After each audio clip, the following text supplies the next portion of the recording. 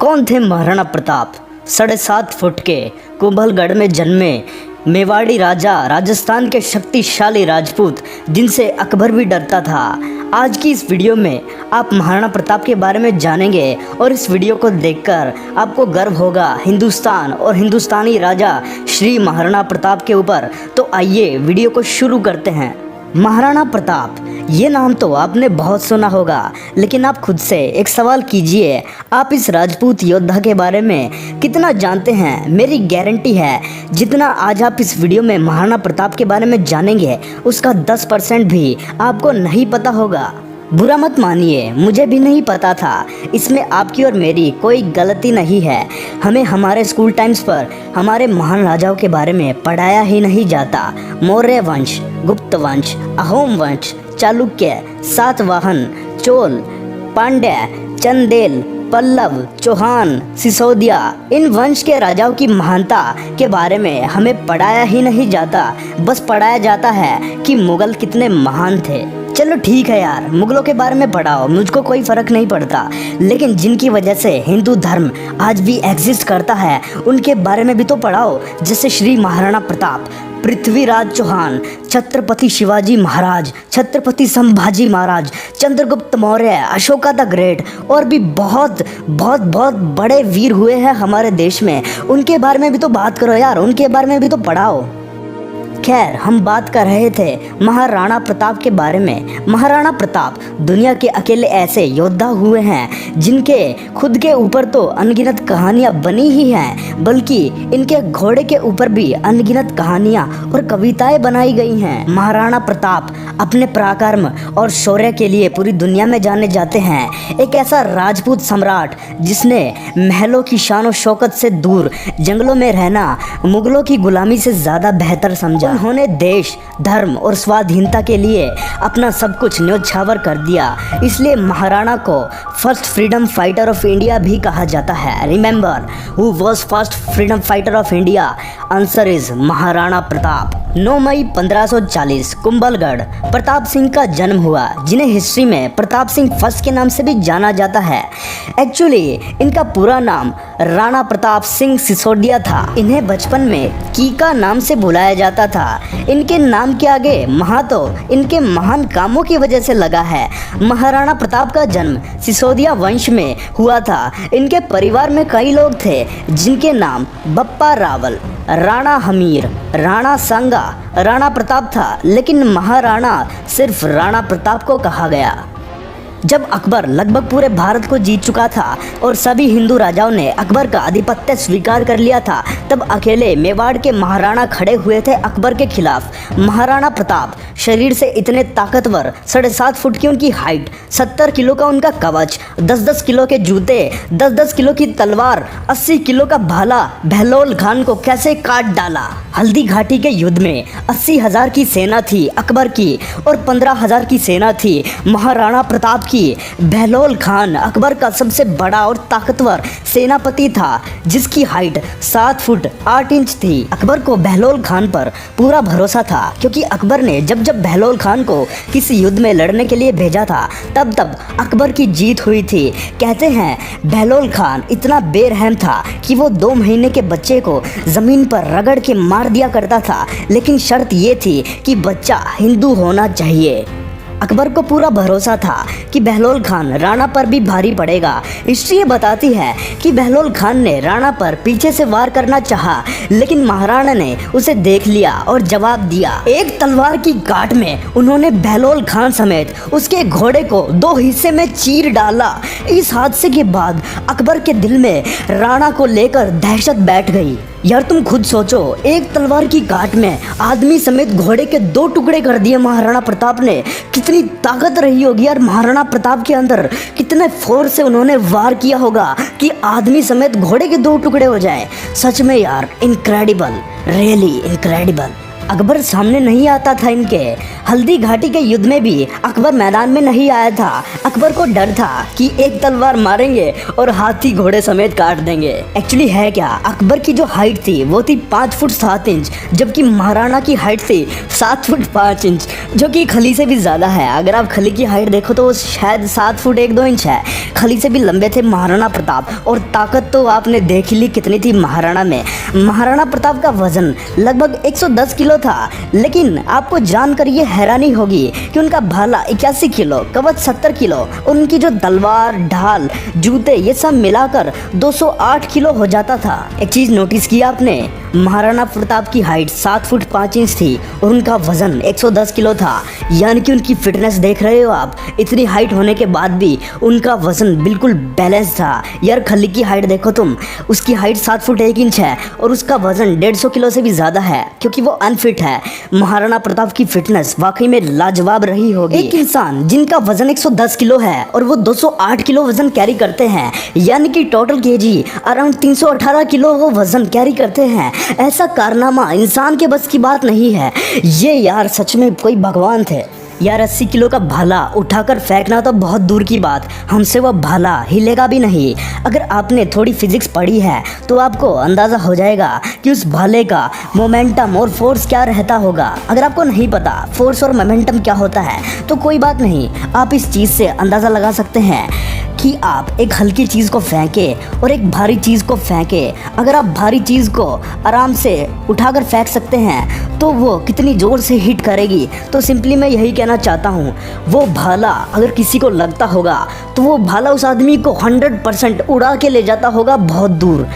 हल्दी घाटी का युद्ध इतना खौफनाक कि आज भी वहाँ से तलवारों के जत्थे निकलते हैं। हल्दी घाटी की लड़ाई आज भी अनक्लियर है कि युद्ध कौन जीता था, क्योंकि अकबर महाराणा को कभी हरा ही नहीं पाए।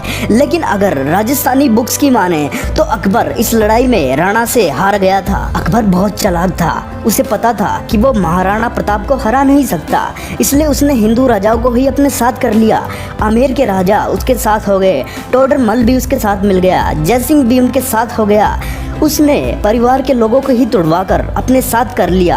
अकबर ने राजपूतों में ही बंटवारा कर दिया, जिसके बाद महाराणा प्रताप अकेले पड़ गए। जिसके बाद उन्होंने ठान लिया कि वो मुगलों को जड़ से उखाड़ फेंकेंगे। जिसके बाद वो अपनी शाही जिंदगी को छोड़कर जंगलों में चले गए और वहाँ पर जंगली भीलों की सेना बनाई।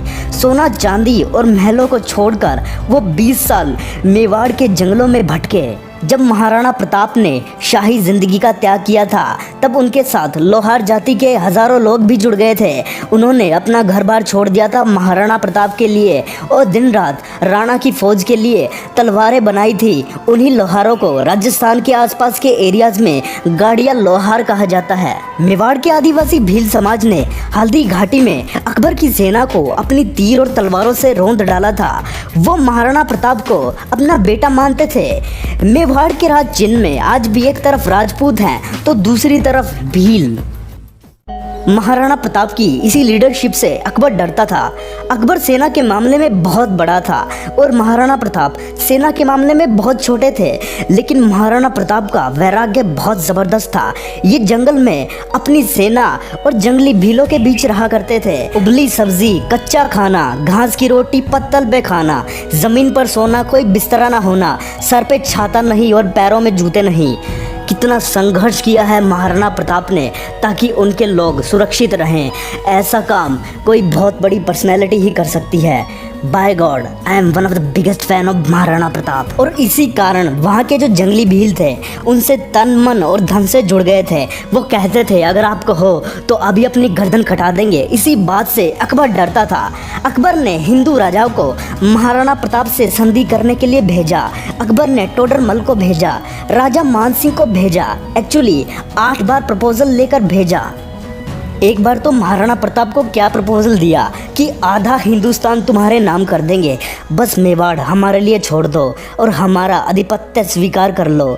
लेकिन महाराणा प्रताप क्या बोले, वो तो महाराणा प्रताप है ना। महाराणा प्रताप के बारे में एक ऐसा किस्सा भी मशहूर है कि जब अब्राहम लिंकन भारत के दौरे पर आ रहे थे तब उनकी माँ ने ये इच्छा जताई थी कि बेटा जब तुम हिंदुस्तान जाओ तो वहाँ से हल्दी घाटी की थोड़ी मिट्टी लेकर आना।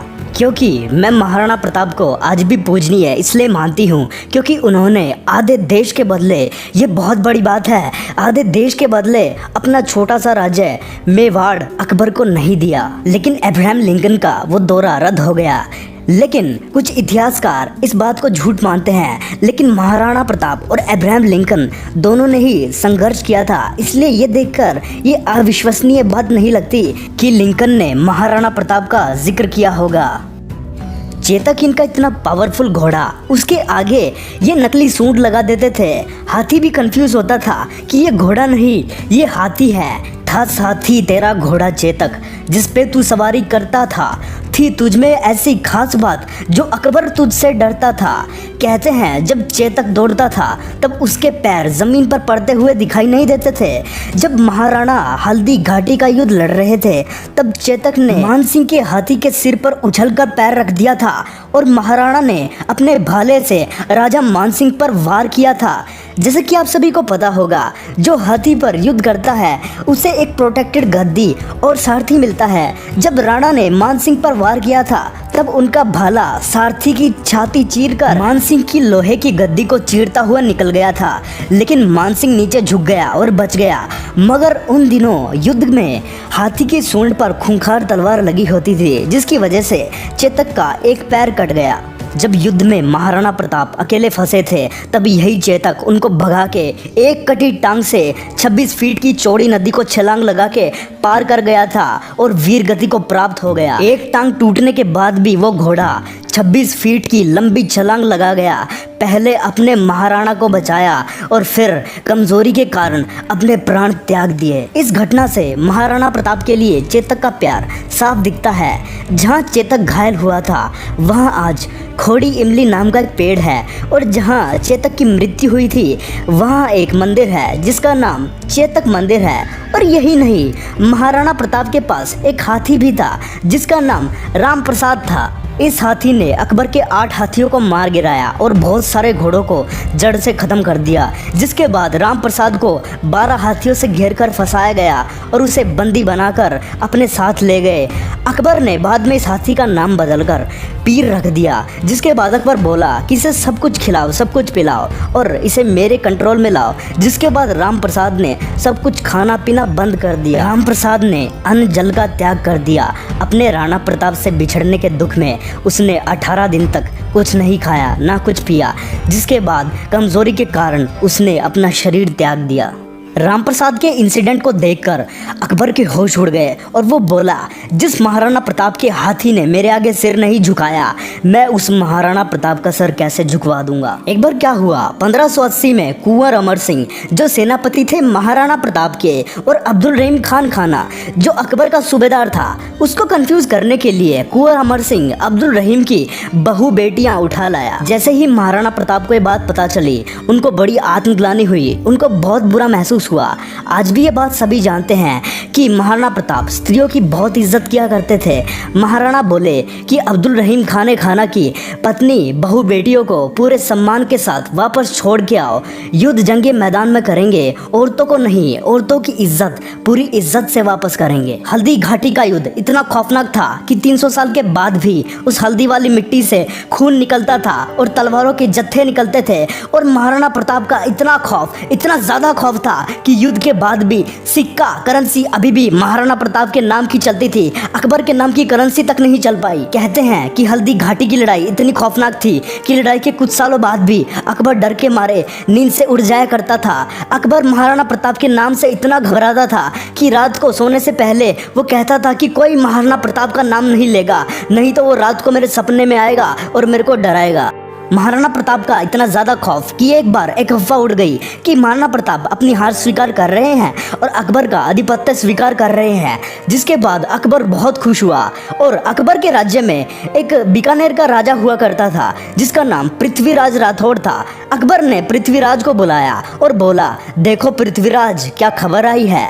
महाराणा प्रताप ने अपनी हार स्वीकार कर ली है और यहाँ वो आ रहे हैं। लेकिन पृथ्वीराज को इन बातों पर जरा भी विश्वास नहीं हुआ, इसलिए उन्होंने महाराणा प्रताप को चिट्ठी लिख दी जिसमें उन्होंने लिखा कि मुझे विश्वास नहीं हो रहा ये बात सुनकर कि क्या अब जंगल का शेर सियारों के साथ रहेगा, क्या सूर्य अब बादलों के पीछे छिप जाएगा, क्या चातक अब धरती का पानी पिएगा, क्या हाथी अब कुत्ते के जैसा जीवन बिताएगा, क्या तलवारें अब मयान में चली जाएंगी, क्या राजपूतानियां विधवा हो जाएगी। आपकी सौगंध ये बात सुनकर मेरा दिल कांप उठा है, मेरी मूछें तनी हुई नीचे चली गई हैं। कृपया आप ही बताएं ये बात कहाँ तक सही है। पृथ्वीराज राठौड़ का पत्र पढ़ते ही महाराणा प्रताप की आंखें क्रोध से लाल हो उठी। महाराणा प्रताप कहने लगे, बादलों में वो क्षमता कहाँ है जो सूर्य को रोक सके, शेर की मार सह सके। ऐसे सियार ने कभी जन्म नहीं लिया। धरती का पानी पीने के लिए चातक की चोंच बनी ही नहीं है, और कुत्तों की तरह जीवन जीने वाले हाथी की बात आज तक हमने सुनी ही नहीं। राणा बोले, भूखा प्यासा रहकर भी मेवाड़ की रक्षा करूंगा, अपने प्राण जाने दूंगा पर मेवाड़ नहीं जाने दूंगा। जिसके बाद अकबर को समझ आ गया कि मैं महाराणा प्रताप को हरा नहीं सकता, और धोखा देकर हराना ये अकबर की आदत नहीं थी, इसलिए अकबर को महान राजा भी कहा जाता है। जिसके बाद अकबर ने अपना इरादा बदल दिया और इधर मेवाड़ में कुछ हफ्ते बहुत अच्छे बीते। उसी दौरान एक शेर का शिकार करते वक्त महाराणा प्रताप किसी एक्सीडेंट में उनका देहांत हो गया। ये बात जब अकबर को पता चली कि महाराणा प्रताप अब नहीं रहे, तब अकबर अपने शत्रु प्रताप की मृत्यु पर बहुत रोया और चिट्ठी लिखकर बोला कि महाराणा प्रताप एक बड़े शक्तिशाली, बड़े मेधावी और एक ऐसे राजा थे जिन्होंने अपने गौरव को कभी नीचे नहीं झुकने दिया। और मुझे एक बात का दुख रहेगा कि मैं जीवन भर महाराणा प्रताप को कभी हरा नहीं पाया, और मेरी इच्छा थी कि मैं महाराणा प्रताप से कभी मिलूं। लेकिन क्या आपको पता है ये कभी आमने सामने नहीं आए, क्योंकि आपको पता है अकबर महाराणा प्रताप से डरता था। एक तलवार मारेंगे और हाथी घोड़े समेत काट देंगे, यही तो खौफ था अकबर के अंदर। लेकिन आप सभी एक बात पर ध्यान देना, महाराणा प्रताप को इतना संघर्ष इसलिए करना पड़ा क्योंकि अपनों ने ही महाराणा प्रताप को धोखा दिया था। अगर राजपूत अकबर के बजाय महाराणा प्रताप के साथ मिल जाते और उनका साथ देते तो शायद महाराणा प्रताप को इतना संघर्ष नहीं करना पड़ता। फीका पड़ता था तेज सूरज का जब तू माथा ऊंचा करता था, फीका पड़ता था तेज सूरज का जब तू माथा ऊंचा करता था। थी तुझमें ऐसी खास बात, थी तुझमें ऐसी खास बात राणा, जो अकबर भी तुझसे डरता था। माना कि ये भगवान नहीं, पर हमारे मंदिरों में भगवान इन्हीं की वजह से हैं।